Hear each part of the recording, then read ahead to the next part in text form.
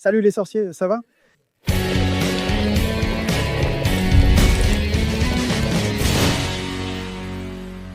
Tu viens d'arriver ici au Chaudron Baveur, n'est-ce pas? Alors, ne sois pas un moldu. Abonne-toi, active les notifications pour ne rien rater de ce qui se passe ici. Tu peux aussi devenir membre de la chaîne et accéder à des avantages exclusifs comme des badges à côté de ton nom. Des emojis à utiliser dans les commentaires.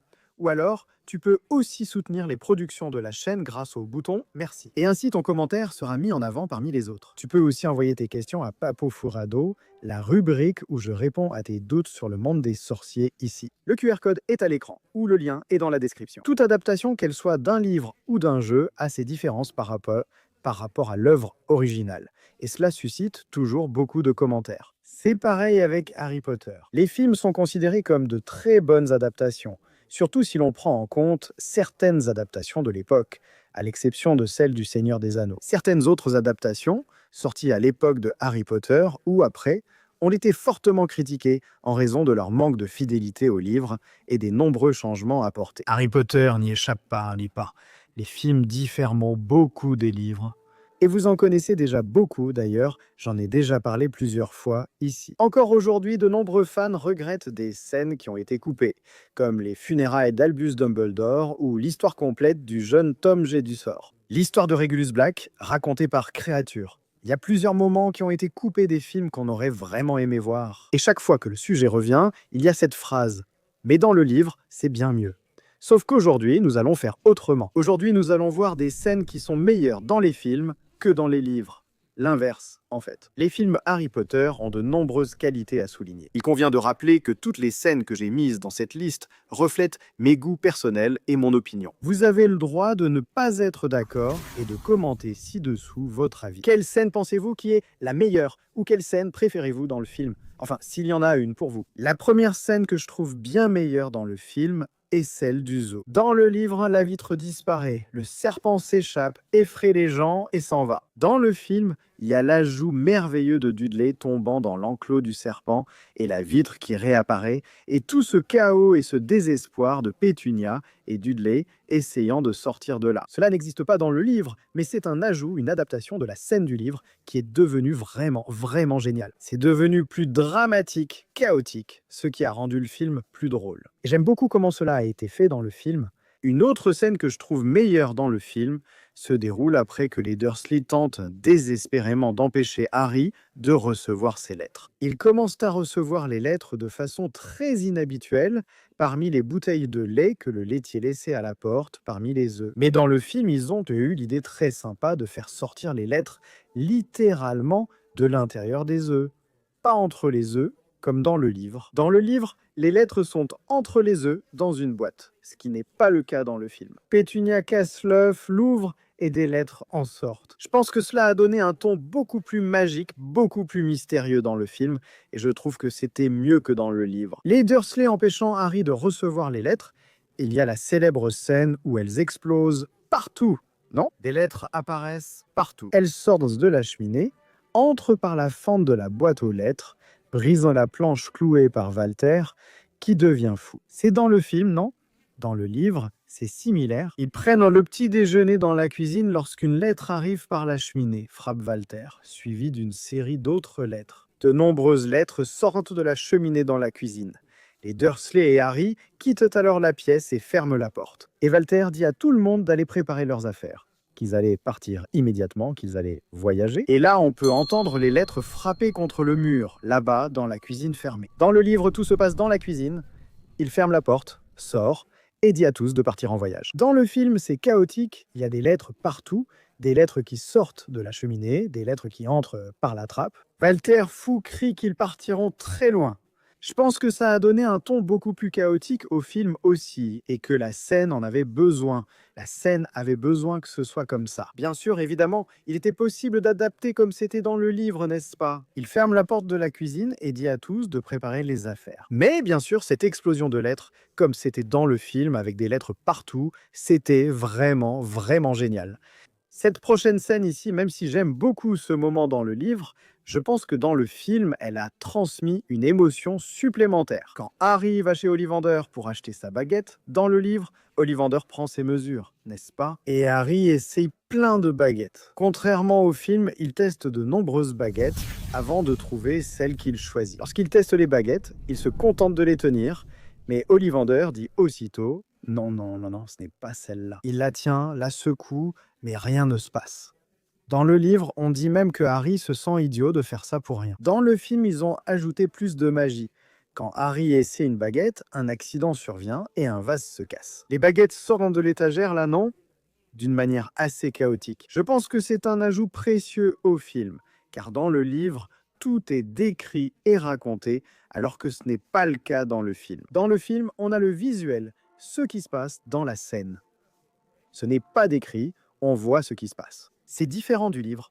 Et donc, à mon avis, ces ajouts rendent le tout bien meilleur, tu vois. Parce qu'il y a des choses qui fonctionnent dans un livre, mais qui ne fonctionnent pas à l'écran. Peut-on juste montrer Harry tenant sa baguette, faisant le geste sans résultat? Ouais, c'était possible, mais c'était bien mieux avec lui qui testait la baguette et faisait exploser des choses. Dans le livre, quand la baguette choisit Harry, des étincelles jaillissent de sa pointe. Il est décrit que Harry sent une chaleur au bout de ses doigts. Et dans le film, ils ont adapté cela d'une manière très cool. Parce que lorsque Harry prend la baguette, celle qu'il a choisie, l'atmosphère de la scène change, n'est-ce pas? Il y a cette lumière, cette bande sonore, le vent dans les cheveux. Tu sens que c'est quelque chose que, waouh, c'est important. C'est comme si la baguette choisissait Harry, tu vois? C'est important pour les sorciers, donc la scène a atteint cet objectif. Pour moi, elle était meilleure dans le film que dans le livre. Je voudrais voir dans la série ce qui se passe dans le livre, car le film propose déjà une version adaptée. Dans la série, je voudrais un autre format, le plus proche possible. Et là, on court le risque que la scène ne soit pas aussi percutante. Peut-être, je ne sais pas, non? Je crois qu'ils peuvent aussi faire quelque chose de vraiment bien. Imagine Harry agitant sa baguette avec la bande-son. Frim from, je plaisante, c'est pour rire. Une autre scène qui, à mon avis, est meilleure dans le film, en fait, ce n'est même pas une scène entière, c'est juste une petite phrase. Dans le livre, quand Harry est un peu perdu, sans savoir où se trouve la voie 9 3/4. Comment arriver à la voie 9 3/4? Au 4. Il voit Madame Weasley parler. Allons-y.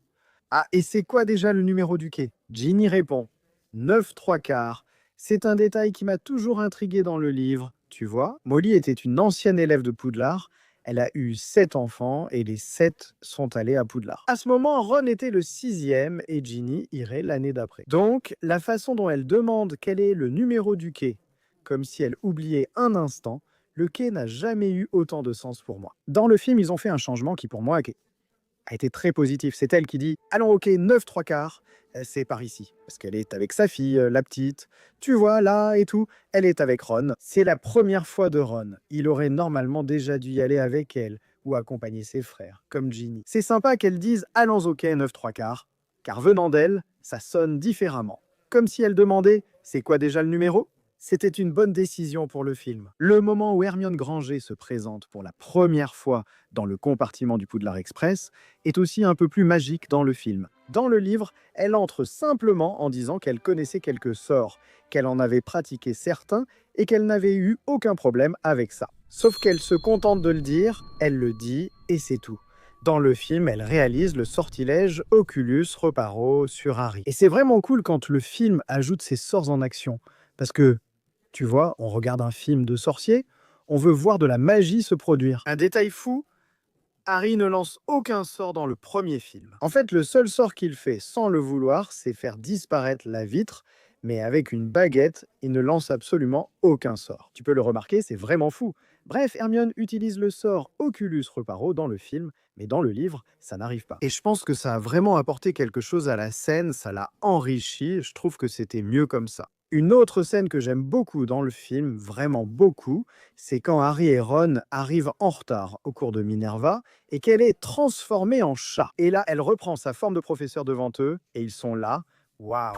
Dans le livre, ça se passe de façon beaucoup plus simple. Ils sont en cours de métamorphose et la professeure transforme une petite table en cochon, puis à nouveau en table. Cette transformation de la professeure Minerva en chat en classe n'arrivera aux élèves qu'en 3e année, lorsqu'elle introduira le sujet des animagies pendant le cours. Donc, en fait, le film a un peu anticipé cette transformation de Minerva en chatte devant les élèves. Mais c'est une scène que j'aime beaucoup. Je trouve que c'était bien mieux ainsi, surtout grâce au ton comique qu'elle a eu à ce moment-là, n'est-ce pas? Du fait que, tu vois, les garçons pensaient qu'ils s'en étaient sortis et ils sont super impressionnés quand la professeure se transforme devant eux. Et Minerva qui les gronde en disant qu'elle allait les transformer en cartes ou en montres. Cette scène a un plus, car dans le livre, c'est un passage très rapide. Un jour, ils ont eu un cours de métamorphose où la prof a changé une table en cochon, puis l'a retransformée. Et c'est tout. Le passage est très rapide dans le livre, alors que dans le film, c'était mieux, ça apportait un plus. Dans la série, j'aimerais voir Minerva transformer la table en cochon,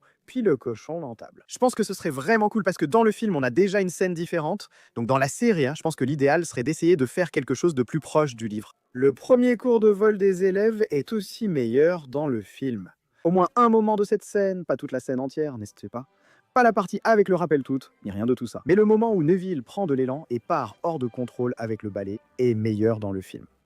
Parce que dans le livre, ce qui se passe, c'est qu'il donne un coup de pouce en trop sans le vouloir. Le balai monte très haut, mais tout droit. Il reste en ligne droite, en montant, et Neville glisse simplement du manche du balai. Il ne tient pas debout, tombe et se casse le poignet. Dans le film, on a ce bazar merveilleux de Neville, avec le balai complètement hors de contrôle, qui manque de renverser la professeure. J'adore la professeure qui se jette là. J'adore cette scène, je la trouve incroyable. La professeure fait mon Dieu, et waouh, elle se jette sur le côté, tu vois. J'aime beaucoup cette scène. Je pense qu'elle a ajouté toute une touche de Neville, complètement incontrôlable, pas du tout préparée, avec le balai en train de rester suspendu. Il y a plusieurs moments où on se dit mince, mon Dieu. Maintenant, ce garçon va tout casser. Dans le livre, il fait juste monter et glisser du balai. Alors celle-ci, je suis sûr qu'il n'y a personne qui va être en désaccord. Ça n'existe pas. Celui qui n'est pas d'accord avec ça est fou. C'est peut-être l'une des scènes les plus emblématiques d'Hermione et l'une de ses répliques les plus célèbres dans tous les films de Harry Potter. C'est le moment où elle corrige Ron en classe quand ils apprennent Wingardium Leviosa. La célèbre phrase « c'est Leviosa et pas Leviosa » n'apparaît pas dans les livres. Ce qui se passe dans le livre, c'est que Ron prononce mal Wingardium. Le gar, en fait, et là Hermione le corrige, en disant que le gar doit être plus lent, plus long en réalité. Donc dans le livre, on n'a pas Hermione qui dit c'est Leviosa et pas Leviosa, ce qui est pourtant iconique. Mec, c'est vraiment très iconique. Donc pour moi, cette scène est bien meilleure. Elle est vraiment bien meilleure dans le film, de loin, 1000 fois meilleure. Cette scène est un exemple clair de la façon dont les changements sont les bienvenus dans les adaptations, qu'ils sont nécessaires. Parce que si c'était comme dans le livre, ce ne serait peut-être pas aussi emblématique que cette scène l'est. Une autre scène qui, à mon avis, est également meilleure dans le film, c'est la scène du troll dans les toilettes. Dans le film, il y a de petites touches de tension ajoutées à cette scène. Dans le livre, Ron et Harry ferment la porte des toilettes en disant que le troll est dedans et qu'il ne pourra pas sortir. Ils ignorent ce qu'Hermione est dans les toilettes. Ils ferment la porte, entendent ses cris et pensent « il faut entrer pour la sauver ». Alors ils entrent, et quand ils entrent, le troll est très proche d'Hermione, et elle est paralysée contre le mur, de peur. Ils tentent de distraire le troll en lançant des objets. Ron utilise un robinet pour faire du bruit, ce qui fait retourner le troll. Mais dans le film, il y a tout un moment où Hermione sort de la cabine et tombe nez à nez avec le troll. En revenant, le troll casse les cabines, elle se cache sous le lavabo. Le troll casse le lavabo. Et il y a plusieurs moments où on se dit là c'est fini. Ouf, mais c'est passé comme ça. Ouh, si ça touchait l'œil. Donc ça ajoute un petit plus de danger et de tension à la scène. Bien sûr, elle, paralysée par le choc, montre bien sa peur et le danger de la scène avec la tension du troll qui a failli la toucher. Dans le film, ces ajouts ont été très bien intégrés et vraiment judicieux. Donc c'est pour ça que je préfère cette scène dans le film. La scène où Harry reçoit ses cadeaux de Noël n'est pas très différente du livre. Quelques petits aspects changent et pour moi, cela la rend meilleure dans le film. Dans le film, Harry est excité. Ron le réveille, puis il court dans les escaliers. Et waouh, j'ai des cadeaux, c'est génial, et il commence à les ouvrir. Dans le livre, Harry se réveille avec les cadeaux déjà au pied de son lit. Il se réveille, découvre ses cadeaux et les ouvre avec enthousiasme.